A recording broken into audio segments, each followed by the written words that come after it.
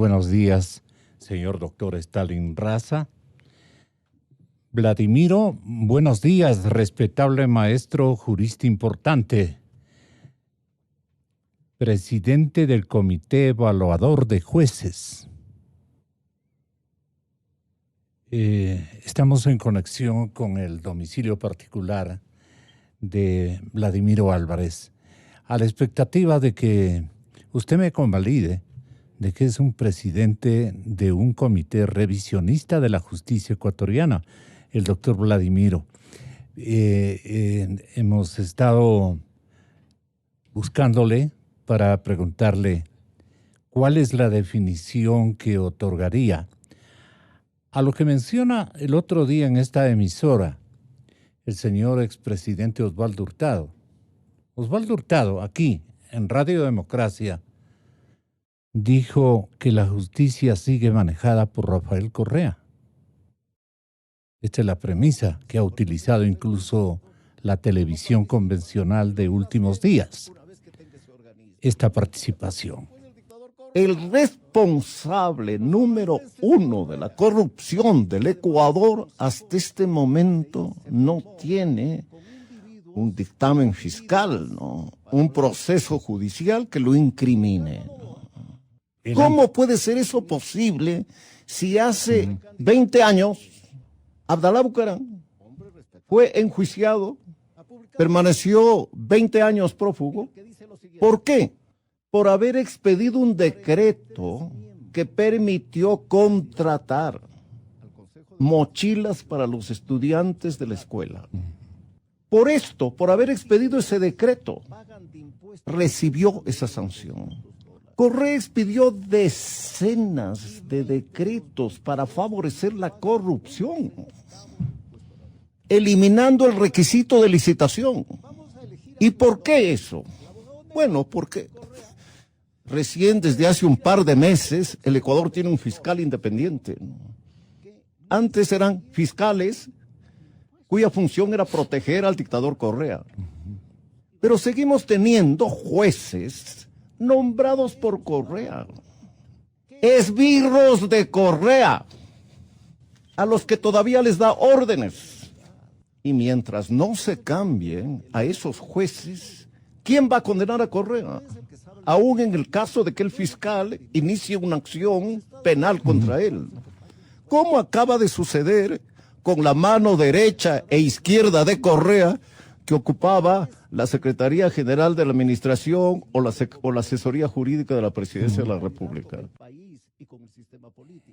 A ver si ponen las imágenes de nuestros invitados en Democracia Televisión, porque resulta que es importante las reacciones que este momento nos ha hecho constatar, por ejemplo, el doctor Víctor Granda. ¿Por qué le extrañan estas palabras de Osvaldo Hurtado? Bueno, en realidad, mi estimado Buenos días, Gonzalo, doctor. Primero, muchas gracias y un gusto compartir con Stalin esta conversación, al igual que con mi... Por el nombre bastante coideario suyo. No, precisamente yo nunca he sido Estalinista. devoto del estalinismo, pero respeto sin duda la figura histórica de Stalin, ¿no?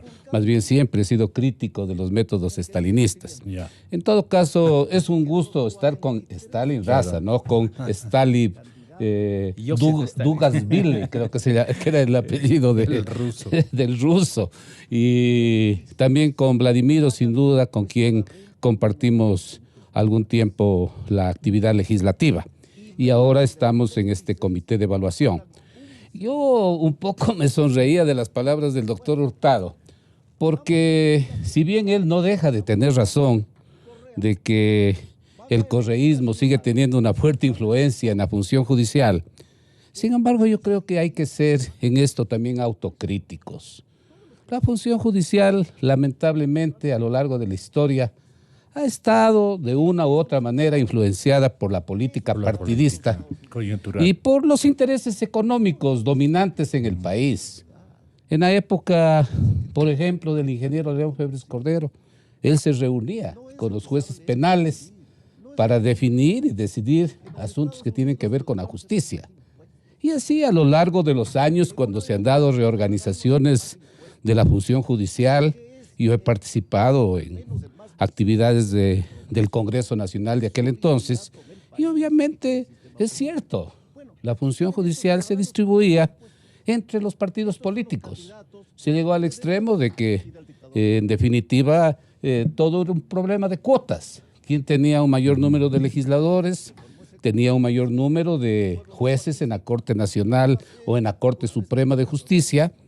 Y finalmente, ¿no es cierto?, los jueces más disputados entre los partidos políticos dominantes eran precisamente los jueces penales, que son en donde, en definitiva, finalmente es la última ratio, digamos así, de la política.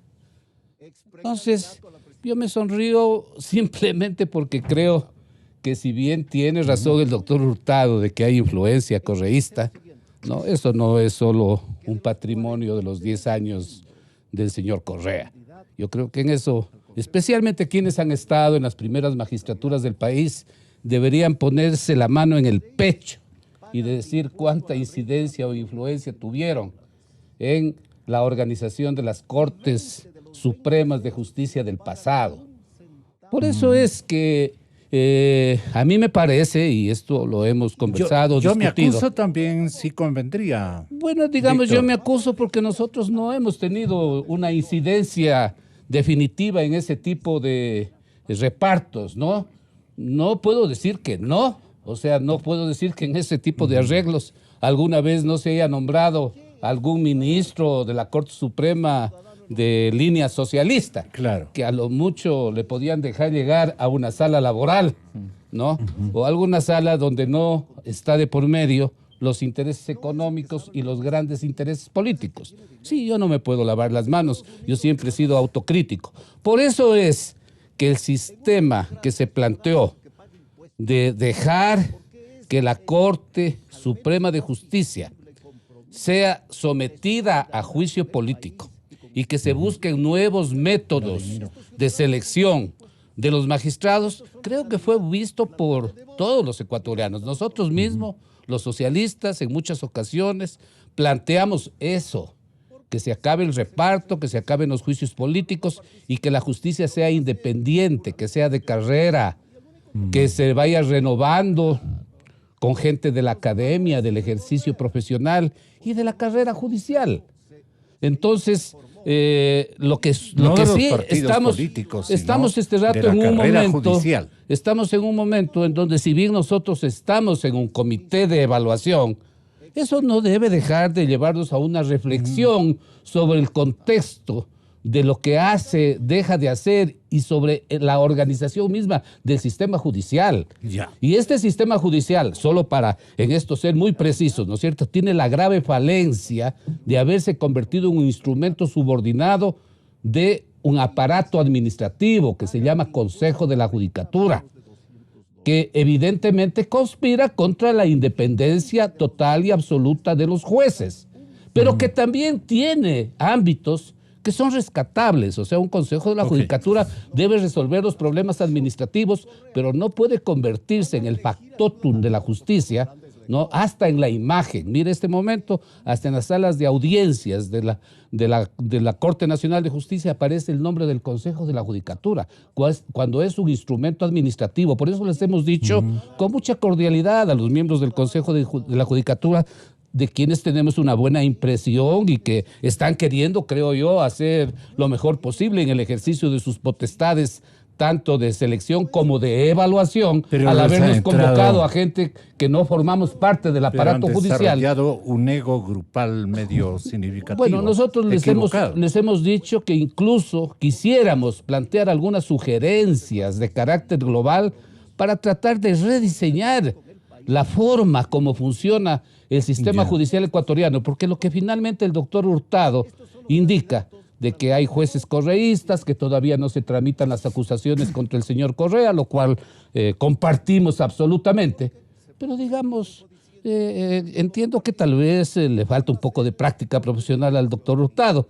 porque para que los jueces puedan proceder tiene que haber la correspondiente formulación de cargos de parte de la Fiscalía. Yo, por ejemplo, estoy en contra, como académico, del sistema en donde la acción penal está monopolizada por la Fiscalía. Yo creo que el sistema anterior era un sistema mucho más amplio, más sano, en donde el propio juez podía iniciar acciones penales a través del autocabeza de proceso por diferentes vertientes y no necesariamente que la acción penal esté monopolizada por un funcionario que finalmente es seleccionado por el poder de turno, directa o indirectamente. Claro. Y creo que eso sucedió en la época en que el doctor Hurtado era presidente. Con mayor desvergüenza sucedió en la época del señor Correa, que puso a sus parientes, a sus allegados, ¿no?, con claras intenciones que evidentemente lo protejan, ¿no? Y yo pienso y aspiro, ¿no es cierto?, que la selección que hizo el Consejo Transitorio con la nueva fiscal, ¿no es cierto?, dé los resultados de la independencia y que, por favor, los procesos que están acumulados, los informes con indicio de responsabilidad penal formulados por la Contraloría, a ver, que los procesen. Y estoy de acuerdo con Hurtado de que evidentemente no se lo procesa al señor Correa, cuando antes, ¿no es cierto?, tanto en el caso de Bucarán como en el caso de Maguad, ¿no?, cuando expidieron decretos para beneficiar a sus amigos banqueros o para el tema que señaló el doctor Hurtado, bueno, se iniciaron los procesos penales correspondientes. Entonces yo creo que ya es tiempo que se acojan los informes de la Contraloría, ¿no?, y se inicie el proceso penal. Ya ahora, de acuerdo a la Corte Constitucional, eso no es un requisito de procedibilidad, pero en todo caso yo creo que ya hay investigaciones que ameritarían que en realidad la Fiscalía formule cargos y evidentemente que los jueces penales los tramiten, ¿no? En esto yo creo que hay que ser objetivos. Mire el caso de Glass, finalmente está sancionado. ¿Y quién le ha sancionado? Una jueza nombrada en la época de Correa.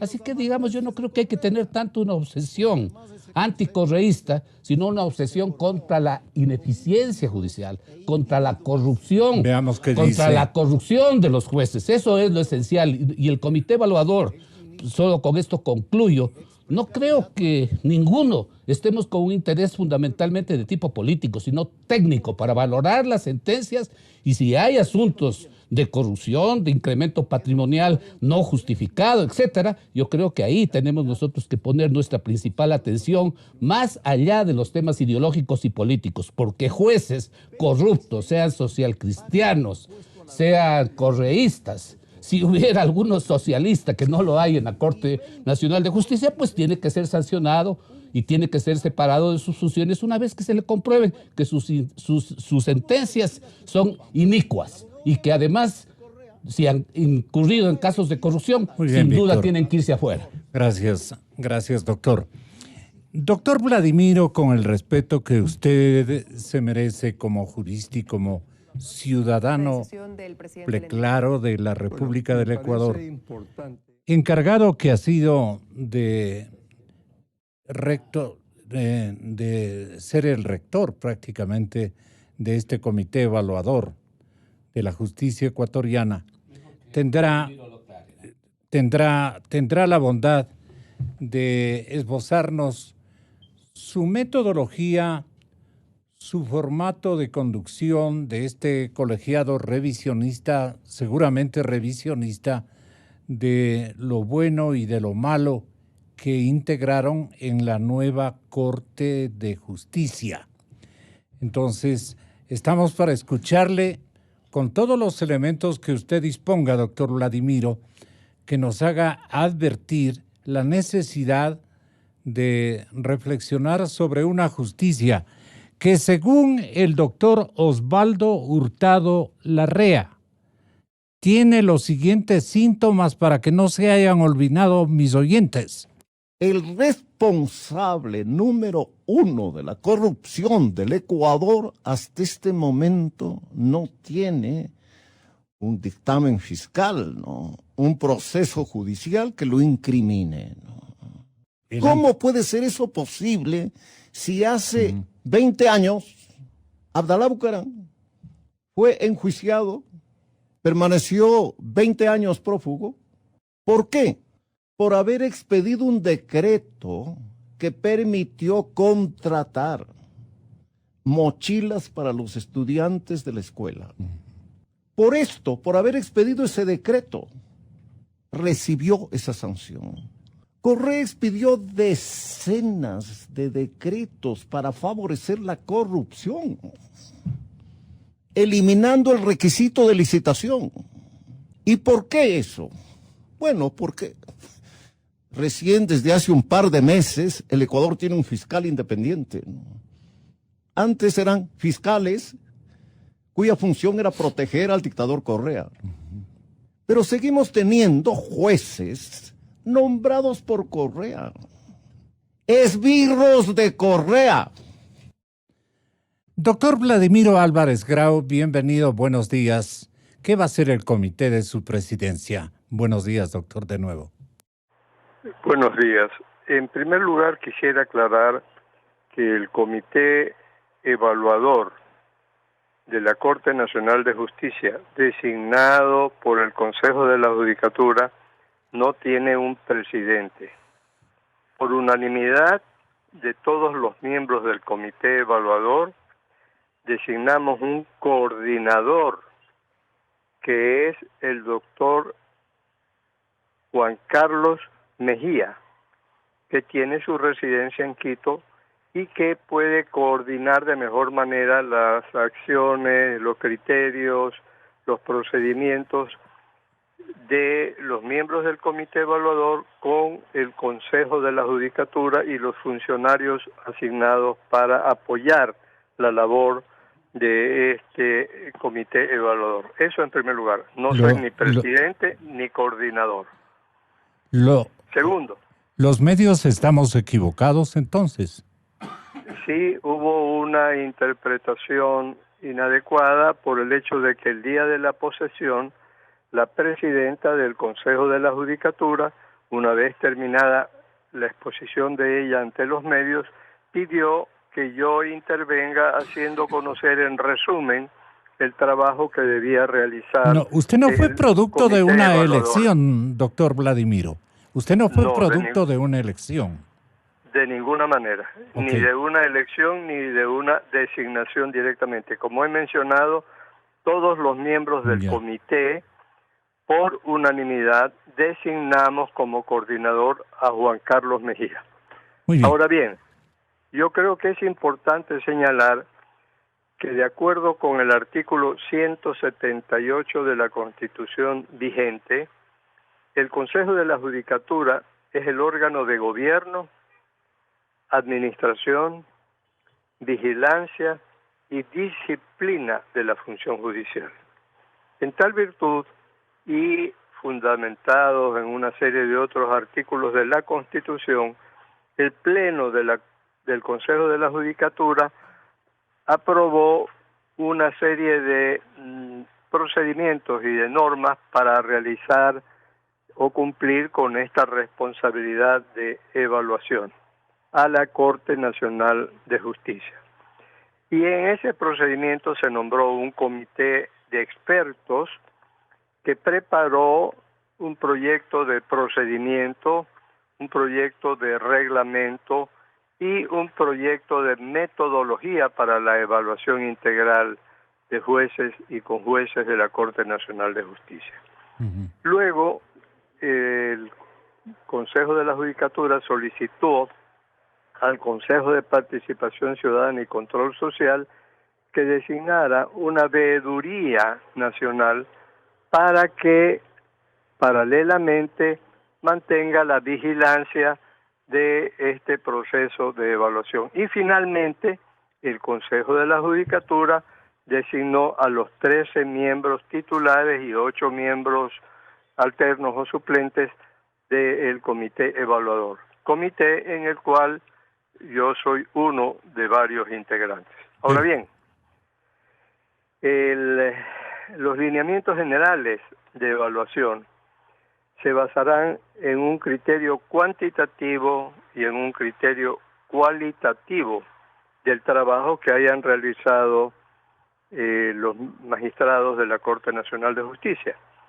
Se seleccionará mediante un sorteo 3 sentencias por año de las realizadas por los actuales magistrados de la Corte, sentencias que serán puestas a consideración del comité evaluador. Y el periodo de evaluación va del 1 de diciembre del 2014 al 31 de diciembre del 2018. En esos 4 años, las sentencias que hubieran dictado los magistrados de la Corte Nacional de Justicia. Una vez que el comité evaluador califique sobre 100 estos resultados, esta evaluación de cada uno de los magistrados, 20 puntos sobre los temas cualitativos y 80 puntos sobre los criterios cualitativos, la pondrá entonces el informe a conocimiento del Pleno del Consejo de la Judicatura.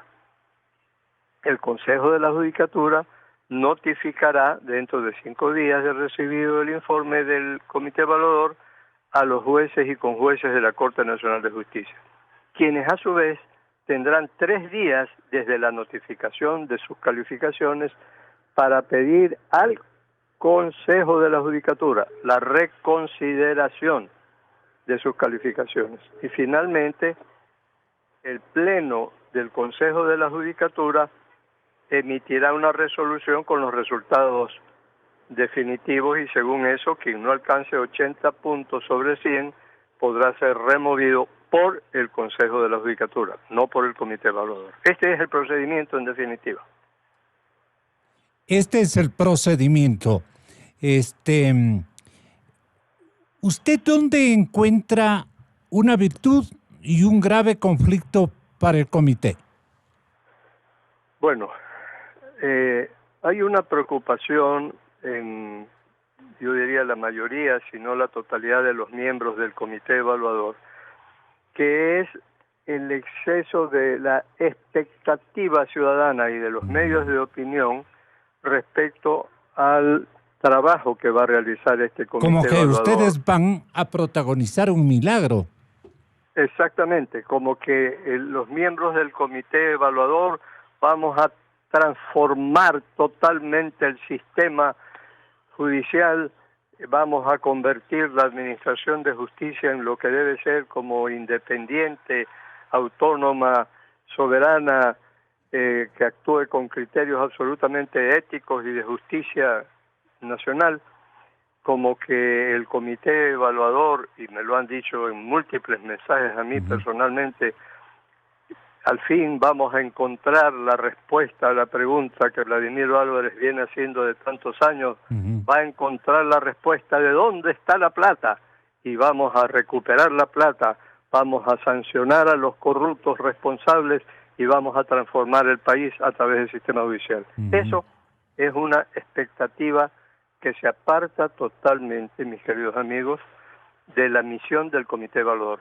Ahora, paralelamente a las responsabilidades que tenemos como miembros del comité evaluador, obviamente muchos de nosotros tenemos nuestros criterios respecto al resto del sistema judicial, de los operadores de justicia que no integran obviamente la Corte Nacional de Justicia. Y sobre eso Víctor Granda ya lo ha manifestado y hay algunas opiniones de cómo hacer y qué hacer para mejorar el sistema de administración de justicia y convertirlo en aquello para lo cual la Constitución y las leyes le establecen una misión.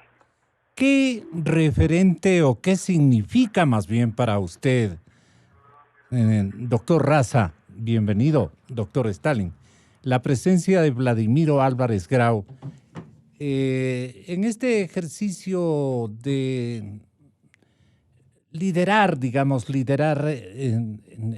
éticamente este colegiado que busca hacer resplandecer con un esbozo de absoluta justicia lo que ha podido y no ha podido hacer esta corte, que el doctor beneficiario de la designación, no de este comité, sino de la anterior corte, recuerdo yo, mencionaba el doctor Yal. ¿Se acuerda usted cómo decía él, el doctor Yal? Nosotros no hemos sido puestos a dedo. Es por nuestros méritos, decía él y reclamaba que nos designaron. Escuchemos para tener un referente. Los jueces eran nombrados a dedo. Teníamos hechos tan nefastos como nombrar a dedo una Corte Nacional de Justicia. Que un diputado saque de su solapa una lista y diga, estos son los jueces de la Corte Nacional. Barbaridades como esas. ¿Qué tenemos ahora? El 100% de los jueces son de carrera. Pasan por concursos con impugnación ciudadana. Usted me dirá, pero no todos son buenos. No existe sistema de selección de jueces en el mundo que pueda garantizar que el 100% que pasan en esos concursos son 100% buenos. No existe esa posibilidad. Pero te reduce los daños tremendamente. Y sobre todo son personas que entran a una carrera, no con un contrato aleatorio, sino de carrera con nombramiento con estabilidad.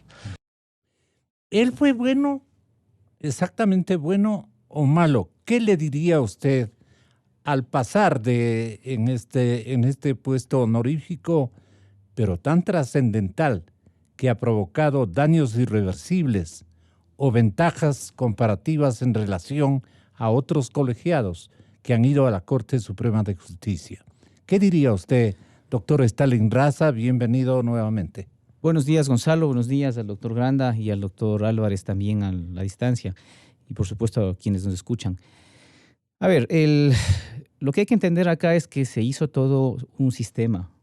Se estructuró un sistema donde se dio la apariencia de que la designación vía concursos se los hacía para quienes más méritos tenían, pero que coincidencialmente terminaban siendo designados y teniendo mucho más méritos que el resto, aquellos que eran cercanos y allegados al gobierno. Entonces el señor Yalc era secretario al gobierno de Correa, por supuesto. Entonces el señor Yalc en ese momento era secretario, antes de ser presidente del Consejo de la Judicatura, fue secretario particular, ministro de gobierno, del interior, que se llamaba en ese entonces, y algunas otras funciones más, cercanas al gobierno. Entonces tenía todos los méritos y así se organizaron los concursos para que él sea designado. Lo propio pasó con los fiscales. 100 puntos, 98 puntos. Lo propio pasó con la Contraloría General del Estado del señor Pollitt. Lo propio pasó con la Corte Constitucional. Las diferentes composiciones de la Corte Constitucional, donde los allegados al gobierno eran los mejor puntuados. Algunos tenían 110 puntos. Claro, lo que se hizo fue organizar un verdadero sistema que permitió el ingreso en los puestos de dirección y en las judicaturas de los funcionarios allegados al gobierno. Y si ustedes se ponen a mirar, lo que van a encontrar en los antecedentes, no le toca esto por supuesto al comité evaluador, pero sí lo hará el Consejo de la Judicatura, los antecedentes de los jueces de la Corte Nacional que van a ser evaluados, la mayoría de ellos, si no la totalidad, provienen o de los ministerios, habiendo sido subsecretarios, o de las judicaturas o de los juzgados, que en su momento dieron la razón a los juicios en los que intervenía o era parte el propio gobierno o el propio señor Correa. Entonces, desmontar esta estructura amerita hacerlo con seriedad y con criterios técnicos. Por eso sí es desde luego saludable que personajes como el doctor Álvarez, como el doctor Granda y algunos otros que están integrando el comité evaluador tengan la madurez y la ponderación suficiente al momento de realizar esta evaluación, pero con una advertencia, con un cuidado. La estructura esta de la que yo estoy hablando fue una estructura tan milimétrica, es así, a diferencia de lo que dice el gobierno actual, es así tan quirúrgicamente planificada, que desmontarla requiere por lo menos la misma versatilidad y el mismo tino y la misma prudencia. Porque recordemos que ya en el Ecuador, al Ecuador, se le ha condenado en cortes internacionales, en la Corte Interamericana, precisamente por haber hecho procesos mal hechos de remoción, de reemplazo, de descabezamiento de la Corte Suprema de Justicia. ¿Sí? Ahí tenemos el caso de la Pichicorte. Y entonces ahora el Estado ecuatoriano tiene que estar indemnizando a esos jueces y tiene que repetir en contra de los que decidieron hacerlo. Entonces hay que tener mucha precaución de aquello. Y en esto hay que tener atención. El Consejo de la Judicatura tiene que mirar que tiene que hacer los procedimientos de acuerdo con la Constitución y con la ley. Cuidado los reglamentos y las normativas que están expidiendo se vayan a pasar y terminen en una arbitrariedad. Perdone, doctor Stalin. La acusación es de que este Consejo de la Judicatura ha permitido, ha autorizado, ¿cómo podríamos decir? Ha propiciado de que los mismos que nombró Correa permanezcan al frente de la justicia ecuatoriana, los mismos magistrados, jueces, como queramos denominarles.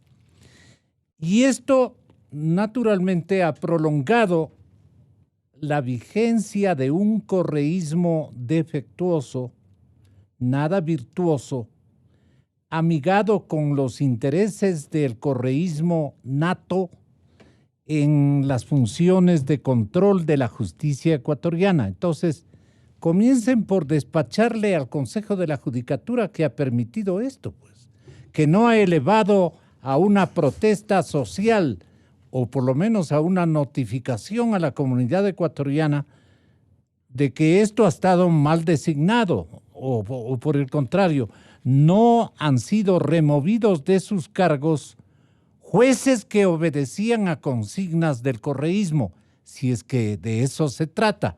¿Cómo aclara esta situación? Perdone por yo ponerle las cosas por supuesto. juntas Mire, en el escenario. El Consejo de Participación Transitorio, el del doctor Trujillo, hizo un esfuerzo monumental por, de alguna forma, reinstitucionalizar el Estado. Cometió muchos errores, pero de alguna manera hizo un esfuerzo por dar ese primer atisbo de reinstitucionalización tan necesario.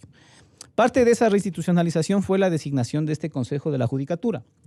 Entonces, debemos ser lo suficientemente responsables como para no echar al traste lo que hizo el Consejo de Participación ¿No le Transitorio. sirve esto de Julio César Trujillo, que en paz descanse, se lo merece? El 27 de junio del año anterior, el doctor Julio César Trujillo, invitados y distinguido público, se refirió como el error inexcusable era usado para sacar a jueces que no satisfacían al poder político de ese entonces. Julio César decía: Pero me encontré que entre el uso, o mejor dicho, el abuso del poder estaba el recurrir frecuentemente al error inexcusable para cancelar así a jueces que no satisfacían al poder político del Ecuador. Era el atropello a la división de funciones, el atentado contra la independencia de la función judicial. Nos decidimos a librar esa batalla y con esa batalla creo que hemos rescatado la función judicial de manos de sátrapas. Señores jueces, señoras juezas, no tengan recelo. Nosotros no perseguimos a nadie. Si yo ni siquiera los conozco. No perseguimos, no venimos con la consigna de perseguir a nadie. Eso dirían ustedes ahora, repetirían. Pero ¿qué diferencia hay entre la instancia que yo, con un audio bastante defectuoso, y le pido perdón a la memoria de Julio César Trujillo, hombre claro, reflexivo, que utilicemos su pensamiento este momento en esas palabras un poco mal grabadas? No, precisamente ese es mi punto. Mi punto es que deshacer esta estructura perversa que se organizó en los 10 años requiere de un mecanismo que sea el idóneo, el apropiado. Cuidado volver a cometer las mismas arbitrariedades, tratar de resolver un error cometiendo uno más grande, porque eso le puede resultar costoso al Estado en organismos internacionales y aquí mismo, internamente. Entonces hay que tener precaución con aquello. Por ejemplo, yo quiero dejar 3 puntos claros. El primero, ¿el Consejo de la Judicatura tiene capacidad de evaluar a los jueces de la Corte Nacional? Y la respuesta es sí. Artículo 187 de la Constitución, 87 del Código Orgánico de la Función Judicial y más normas. ¿Ya? Sí puede evaluar a los jueces de la Corte Nacional. No es como los jueces de la Corte Nacional dicen que se encuentran excluidos de la evaluación. Punto número 2. ¿La consecuencia de la evaluación puede ser la remoción del cargo? Sí, sí puede ser, los mismos artículos que he mencionado, ¿sí? Con el procedimiento que dice la ley, que dice el Código Orgánico de la Función Judicial. ¿Qué artículo dispone esta revisión? 87 y 187 de la Constitución y 87 del Código Orgánico. Bien, entonces, ¿pero cómo tiene que hacerse esta remoción? Esta remoción no puede hacerse como dice el reglamento. Y esto no es una observación al comité evaluador, es una observación al Consejo de la Judicatura. La remoción tiene que hacerse como dice la ley. Y la ley dice que cuando los jueces han sido mal evaluados, tienen la oportunidad de en 3 meses volver a ser evaluados. Quedan en suspensos, como diríamos en términos escolares.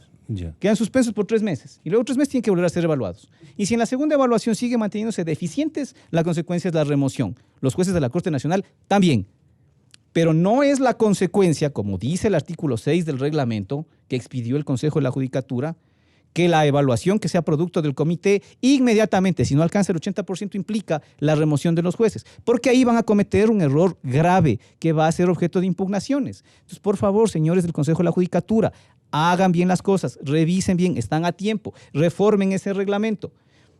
Luego, el comité evaluador tiene que basarse en los parámetros que le ha dado la normativa del comité de expertos aprobada por el Consejo de la Judicatura para establecer cuáles son los criterios de evaluación. Y hay algunas cosas que no van a ser pacíficas. Por ejemplo, cuando uno evalúa la calidad de las sentencias, de los fallos de los jueces, uno de los criterios que más pondera con 47 puntos, es la motivación del fallo.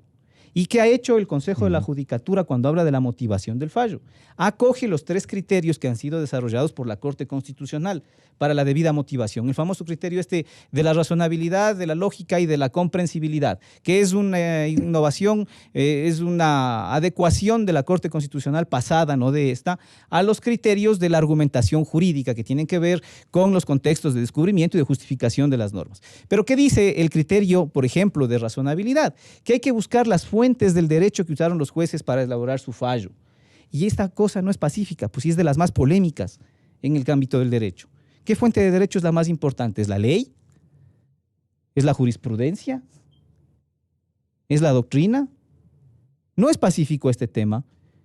Bajo un sistema anterior, un sistema legalista, y que es el que manejan los jueces de casación, porque valga además decirlo, la casación, como es entendida hoy en el Ecuador, conspira en contra de los principios fundamentales del Estado constitucional, porque hace prevalecer el formalismo y la rigurosidad de la forma de presentar el recurso por sobre la sustancialidad de lo que busca efectivamente el proceso, que es resolver un problema sometido a conocimiento de los jueces. Entonces, bueno, esto no va a ser pacífico, pero esto es un defecto profesional del propio Consejo de la Judicatura, cuya presidenta fue jueza de la Corte Constitucional pasada y que entonces aprendió en el ejercicio de jueza de la Corte Constitucional pasada que la motivación debida solamente tiene que ver con estos 3 ámbitos. Y eso no es verdad, no es necesariamente verdad. Entonces, bueno, el Consejo de la Judicatura tiene que hacer una revisión de estos criterios.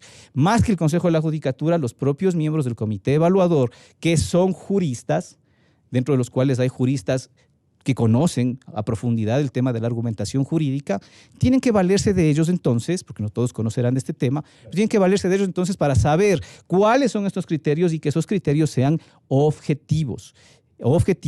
Es verdad que la Corte Nacional de Justicia ha cometido muchos errores, sus jueces han cometido muchos errores, que presentan casos de negligencia manifiesta. ¿Son errores? Solo concluyo con esto. Sí, pero digo en lo técnico, ¿no? Más allá de los fallos y las decisiones políticas, en donde ya no son solamente errores, son decisiones interesadas muchas veces o parcializadas muchas veces. Yeah. Pero en lo técnico, quiero decir, hay decisiones de los jueces que confunden cuándo corresponde y cuándo no una aclaración, una ampliación o una revocatoria. Eso fue lo que le pasó a la señora fiscal general del Estado cuando se decidía el caso del señor Alexis Mera.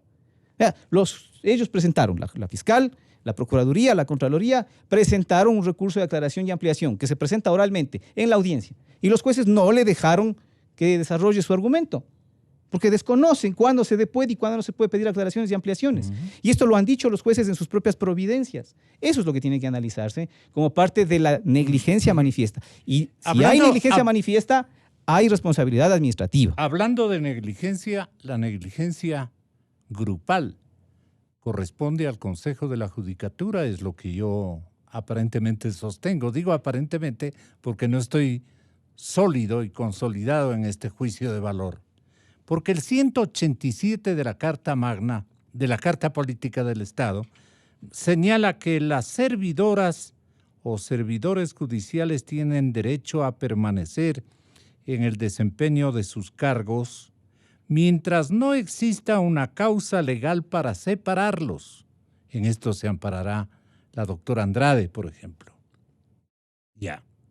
Estarán, dice, sometidos a una evaluación individual y periódica de su rendimiento. Aquí no ha habido esa operatividad evaluativa o evaluadora. Estarán sometidos a una evaluación individual y periódica de su rendimiento. No se ha hecho. De acuerdo a parámetros técnicos que elabore el Consejo de la Judicatura. ¿Hay ese parámetro? No he conocido. Y con presencia de control social. ¿Ha habido ese control de la comunidad? No he conocido. Aquellos que no alcancen los mínimos requeridos serán removidos. Está clarito, pues, el 187, doctor Vladimiro Álvarez. Me da la impresión de que no hemos cumplido con esta revisión periódica, importante, necesaria. Y después viene usted, Víctor. Tenga la bondad, doctor Vladimiro. Sí, efectivamente, el artículo 187 de la Constitución dice que la evaluación se realizará de acuerdo a los parámetros técnicos que elabore el Consejo de la Judicatura y con presencia de control social. En este caso, como yo mencioné en mi primera intervención, el Consejo de la Judicatura designó un comité de expertos en materia jurídica que son quienes señalaron el procedimiento con los parámetros técnicos. Y el control social, tal como yo lo mencioné, está a cargo de una veeduría nacional con miembros integrados por el Consejo de Participación Ciudadana y Control Social, con lo cual se habrían cumplido ambos requisitos del artículo 187. No de parte de la Judicatura, sino del Consejo de Participación Ciudadana, ¿no?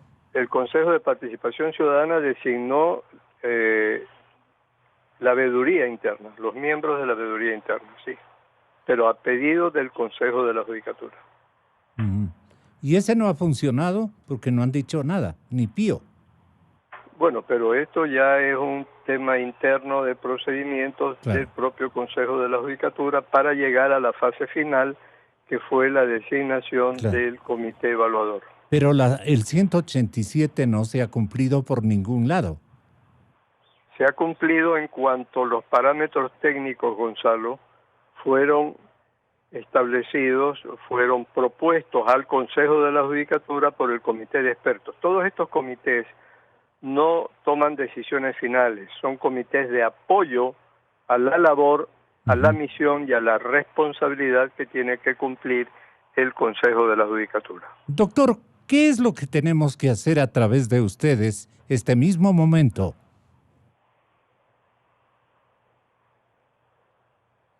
¿O qué van a hacer ustedes? Sí, le preguntaba, doctor Vladimiro, ¿qué tienen que hacer ustedes en beneficio del cumplimiento del 187 y de esta sensación de descontento que prima en la ciudadanía ecuatoriana, de pérdida de confianza y credibilidad en las actuales cortes? En primer lugar, aclarar que el comité de evaluación no se va a referir a otras cortes, a otros niveles o a otras instancias del sistema judicial, solamente a lo que se refiere a las sentencias dictadas en el periodo de 4 años, del 1 de diciembre del 2014 al 31 de diciembre del 2018, por parte de jueces y conjueces de la Corte Nacional de Justicia. ¿Y qué le dice ese inventario? ¿Perdón? ¿Qué le dice a usted ese inventario de sentencias o de decisiones?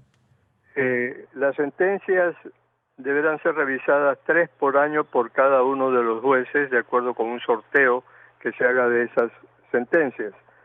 Son 3 por año, por 4 años, esto viene a ser 21 sentencias por cada uno de los jueces, como son 21 jueces, son 252 sentencias que tendríamos que revisar de las dictadas por los jueces. Ahora, el criterio cuantitativo tiene que ver con la productividad jurisdiccional, con la asistencia a audiencias por parte de cada uno de los jueces, por su asistencia a sesiones del Pleno y por el cumplimiento de la jornada laboral y cursos de capacitación que se hayan dictado en la Corte. Y en cambio, los criterios cualitativos obedecerán a una evaluación de competencias en el ejercicio del cargo y un análisis de la calidad de las sentencias. Eso llevará largo trecho, ¿no? Así es, pero tenemos un plazo establecido por el propio Consejo de la Judicatura, que es hasta finales de septiembre de este año, es decir, prácticamente 2 meses. ¿Y no cabe sanción para el Consejo de la Judicatura que no ha operado en ese sentido? ¿No hay señales de aquello? Esa no es una función asignada al comité a esta de comisión. Ajá. Así es. Ya, está claro, doctor. Muchas gracias por su participación. Víctor Granda, a lo aludido por el señor doctor Vladimiro Álvarez, ¿qué agregaría usted o qué plantearía dentro del colegiado?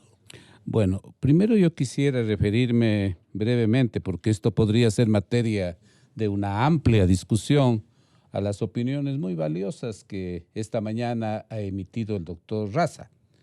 Yo, como señalé al principio, hay asuntos que van más allá de la evaluación de los jueces, porque yo creo que los remedios que hay que buscar a la justicia ecuatoriana en su conjunto son asuntos mucho más de fondo y también un cuestionamiento al sistema que estableció el correísmo y que incluso también se lo estableció en otros momentos de la vida republicana, con la finalidad de llegar a una organización del sistema judicial que corresponda al anhelo que tenemos todos los ciudadanos. Lo que aspiramos los ciudadanos es que por lo menos el Estado nos provea de seguridad y de justicia, y que la justicia sea realmente independiente, competente y honesta. Entonces, creo yo que los remedios a modificar el sistema de justicia, tal como está concebido en la actualidad, evidentemente amerita una serie de modificaciones constitucionales y legales que yo no creo que nosotros debamos silenciarlas. Me parece a mí que sí deberíamos decir algo, porque al estar frente a una gran expectativa ciudadana, como decía Vladimiro, tenemos que dar una respuesta, algunas que no van a ser inmediatas, que serán mediatas, y veo yo ventajosamente en el Consejo de la Judicatura, de lo que hemos conversado con sus integrantes, una gran apertura a recoger este tipo de opiniones y sugerencias en donde caben perfectamente varias de las observaciones y puntualizaciones hechas por el doctor Raza. Regresando al tema estricto de la evaluación, sin duda hay una metodología.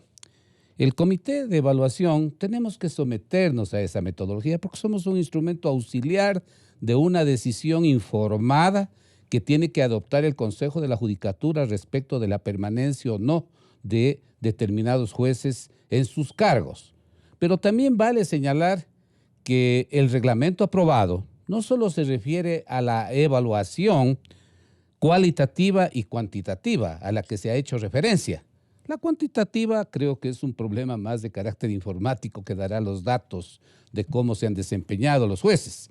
La cualitativa es más compleja porque evidentemente hay ingredientes como los señalados por el doctor Raza, que por lo menos muchos ciudadanos, muchos abogados, muchos profesores universitarios hemos cuestionado a la forma, por ejemplo, como se tramita el recurso de casación. Ahora veo que las modificaciones al Código Orgánico General de Procesos por lo menos facilitan que los recursos de casación puedan ser tratados en los temas de fondo y que no se queden simplemente en el obstáculo formalista que a veces se le daba y en donde se sepultaba muchas veces la justicia simplemente por la forma. Entonces, me parece a mí que esos parámetros no van a ser de difícil cálculo Pero sí el tema de las sentencias en donde evidentemente, ¿no es cierto?, no se puede simplemente optimizar determinados criterios que precisamente no corresponden a que que la justicia cumpla con su meta. O sea, hacer justicia, la equidad y que se cumplan las sentencias, que a veces van mucho más allá dejar hacer y de los dejar simples, pasar tampoco conviene de al los país. simples parámetros. Dejar hacer y dejar pasar no conviene al país, le digo, insisto, doctor. que a veces las sentencias no solo tienen que ser una aplicación mecánica de la Pero ley. si esas ¿no? son Sino repetitivas no puede en renunciarse equivocaciones, al doctor. problema principal de la justicia, que es la equidad. Y entonces, en esa valoración de las sentencias hay que tomar en cuenta todos esos elementos. Por eso, discúlpeme, Gonzalo, se ha invitado a la ciudadanía, a las organizaciones sociales y a los ciudadanos en general, que quieran poner en consideración del Consejo, de este comité evaluador, ¿no? Fallos o sentencias en donde creen que se ha cometido una inequidad, que también los pongan en consideración, porque si bien las sentencias de lo que decía Vladimiro, en los 5 años se valorarán 3, de acuerdo con el reglamento, puede provenir de sentencias puestas en consideración del comité con la finalidad de analizarlas. Porque lo que se trata ahí en ese caso, más allá de la figura personal del juez, es ver la calidad del producto final de la función judicial, que es emitir una sentencia. Claro. Entonces yo creo que ese es un tema de fondo, pero a donde quiero también llegar, porque es importante, que esta evaluación dice ser no solo la labor del comité, no solo es una evaluación de lo cuantitativo y cualitativo, sino también es una evaluación integral que tiene que mirar los problemas de calidad y de transparencia en el ejercicio del cargo. Y claro, digamos, eso no podría ser tal vez materia estricta de la evaluación, pero si hay parámetros de legalidad que no se cumplieron, si los concursos fueron fraudulentos, si los documentos que se utilizaron para el ingreso a la función judicial no fueron los correctos, si en el ejercicio del cargo se han cometido, ¿no es cierto?, irregularidades y hasta delitos por asuntos de soborno o de enriquecimiento ilícito, evidentemente yo creo que esos casos tienen que ser puntualizados para que el Consejo de la Judicatura o inicie las acciones disciplinarias o, aplicando otras normas legales, ¿no es cierto?, declare la nulidad que corresponda a determinados procesos de selección. Pero solo para concluir, mi querido Gonzalo, y a mí me parece que sin duda este proceso de evaluación puede traer muchas controversias. Los jueces tienen derechos, ¿no? También hay que aclarar que una cosa es la... derechos a disimular todo lo que nos han hecho en la etapa correísta. Los ciudadanos tenemos derechos perdonar, a reclamar de la exculpar, justicia. Tampoco. Lo que estoy diciendo a es que... sentenciar para que sigan manejando los mismos actores una justicia malnutrida. No.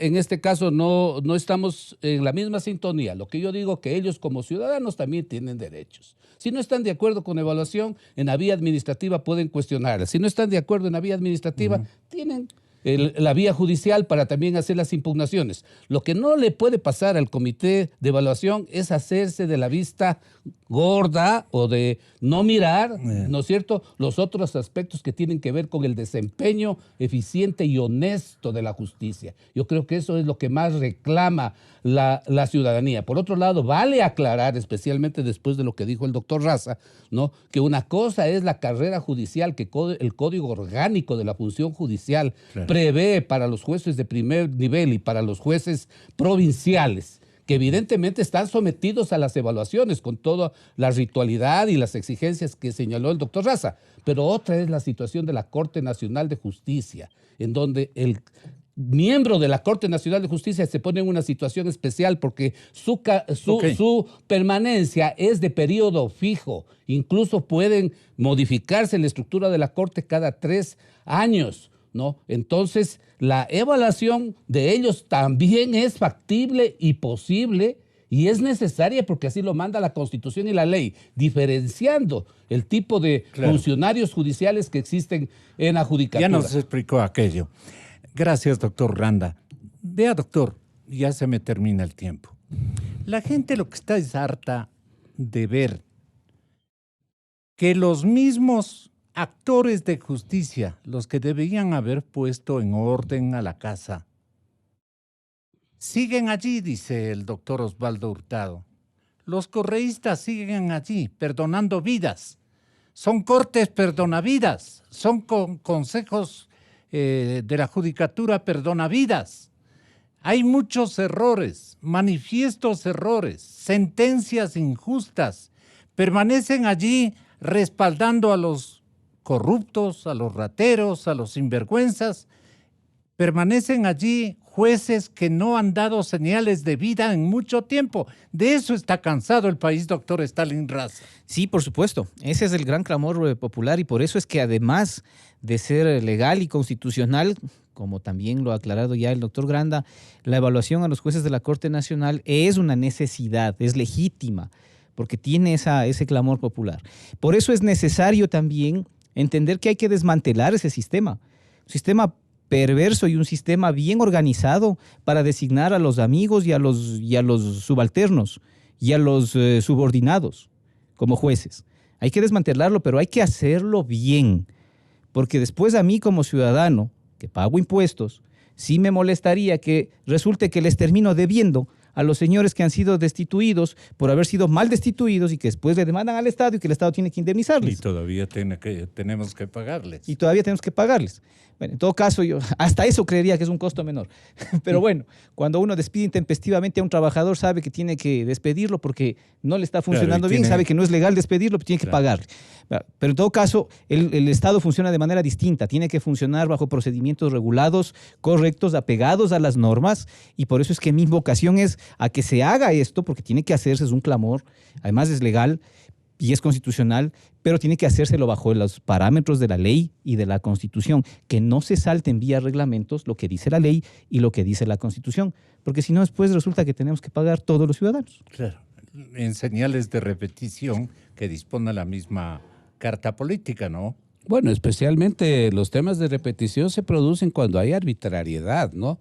La remoción de la Corte Nacional de Justicia en el Congreso, nosotros lo advertimos. El bloque socialista, concretamente el diputado Enrique Ayala Mora, dijo: a esta Corte se la puede remover por resolución, señores, porque fue designada, ya el Congreso perdió todo tipo de competencia para valorar o juzgar a la Corte. Y por otro lado, esa Corte fue designada bajo este tipo de parámetros. Una decisión de la función legislativa ¿con qué parámetros sería arbitraria? Entonces cambiamos la Corte? Con los parámetros que da la Constitución y la ley. En eso estoy absolutamente de acuerdo. ¿Cuáles son, doctor? Si la Constitución dice que procede por parte del Consejo de la Judicatura dirigir un proceso, ¿no es cierto?, de evaluación, pero lo está haciendo, pues este Consejo está iniciando. No, pero ya está un montón de tiempo. No, discúlpeme, está meses y no creo que precisamente lo que tenga que hacer la Corte es justamente violar las normas constitucionales y legales. Está adoptado una metodología, nos ha nombrado en un comité de evaluación en base de las normas legales y constitucionales. Nosotros tenemos que hacer un trabajo serio y responsable y llegar a conclusiones. Insisto, no solo sobre el tema de lo cuantitativo y cualitativo de las sentencias, sino también sobre los otros parámetros que son importantes evaluarlos y en donde a lo mejor ahí vamos a encontrar, ¿no es cierto?, que los concursos no fueron tan santos, que hubo irregularidades, que a lo mejor hay incrementos patrimoniales que no se justifican. Ahí la función judicial tiene que ser implacable para poner las cosas en orden. Bueno, sobre eso último, Gonzalo, una cosa brevísima nada más. Sí, a ver, si se encuentran cuestiones de ilegitimidad en el ejercicio de la función, si se encuentra, por ejemplo, que los concursos fueron mal realizados, que los documentos fueron mal acompañados, tengan cuidado, no ustedes, porque ustedes son el comité evaluador, a los señores del Consejo de la Judicatura, señores y señoras del Consejo de la Judicatura, cuidado, vayan a aplicar mal los mecanismos que tienen para declarar la nulidad, para ejercer autotutela, verán que hay plazos, verán que hay prescripciones, verán que hay una acción de lesividad que hay que seguir primero. Entonces tengan cuidado de que no se les vaya a ganar el exceso de entusiasmo y vayan a terminar haciendo mal una cosa que es legítima. Entonces, el doctor Hurtado tiene toda la razón, pues, en estas expresiones. Recién desde hace un par de meses el Ecuador tiene un fiscal independiente, ¿no? Antes eran fiscales cuya función era proteger al dictador Correa. Pero seguimos teniendo jueces nombrados por Correa, esbirros de Correa, a los que todavía les da órdenes. Y mientras no se cambien a esos jueces, ¿quién va a condenar a Correa? Pero eso es lo más claro que he escuchado. Bueno, yo creo que sí, pero a ver, que la señora fiscal entonces responda a tantos dictámenes de la Contraloría o a las investigaciones propias que ella pueda realizar. El Consejo de la Judicatura debió haber intervenido. Discúlpeme, esa es atribución de la fiscal, ¿no? Y obviamente en el tema de los jueces, si los jueces no resuelven, y hay algunos que se han olvidado evidentemente de las funciones que tienen o llevan lentamente los procesos. Por ejemplo, que el juicio de Glass no termine, me parece un absurdo, ¿no? Que el juicio de Maguad, 20 años, no concluya, ¿no? Bueno, eso ya son las irracionalidades del sistema judicial al que hay que establecer, digamos, una debida evaluación. Pero ¿para qué va a servir este comité? No, bueno, el comité de evaluación es muy importante porque tiene que valorar, puntuar tanto los criterios cuantitativos como los cualitativos.